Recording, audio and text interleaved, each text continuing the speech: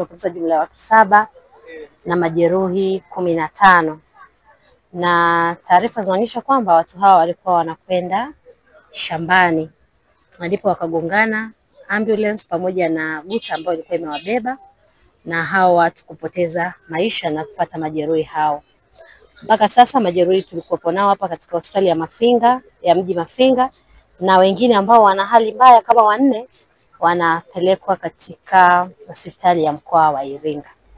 Nichukue fursa hii kwanza kuwapa pole wale wote ambao wamepoteza ndugu zao katika ajali hii, lakini wale pia ambao wamepata ndugu zao wameumia, na tumewaomba wa madaktari, na bahati nzuri tuna madaktari wazuri, tuna imani wako mikono salama na watarejea katika afya zao kwa wale majeruhi.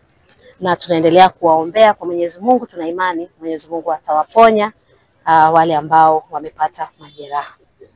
Chukue fursa hii kwanza kuendelea kuwaasa wananchi wa Mufindi, kama ambavyo tumekuwa tukiwaambia mara nyingi, kuacha kutumia hivi vyombo ambavyo si rasmi kwa usafirishaji wa watu.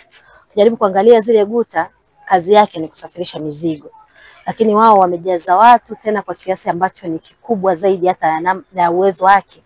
Jaribu kufikiria kwa hali ya kawaida, watu 22 kwenye guta ni watu wengi sana.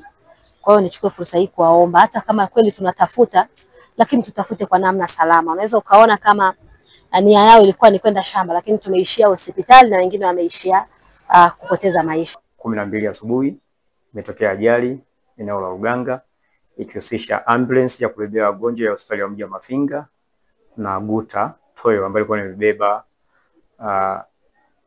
watu wakiwa wanaenda mashambani kwa ajili ya kuendelea na shughuli zao za siku zote. Baada ya hapo kwa hospitalini tumepokea majeruhi 15. Katika 15 wanawake 8 na wanaume 7. Lakini pia tumepokea miili ya marehemu, watu ambao wamefia kwenye ajali walikuwa ni 6 na wote ni wanawake. Lakini wakati tunaendelea kutoa huduma, kuna majeruhi mmoja wapo ambao ni wa kiume na yeye ameweza kupoteza maisha. Kwa tuna jumla ya watu waliopoteza maisha ni 7 na majeruhi 15. Lakini hali zao hao majeruhi wengine wanaendelea vizuri, isipokuwa majeruhi 4 ambao wa kike ni 2 na wa kiume ni 2, hali zao sio nzuri sana. Taratibu za rufaa kuwapeleka Iringa mjini kwa ajili ya huduma zaidi inaendelea.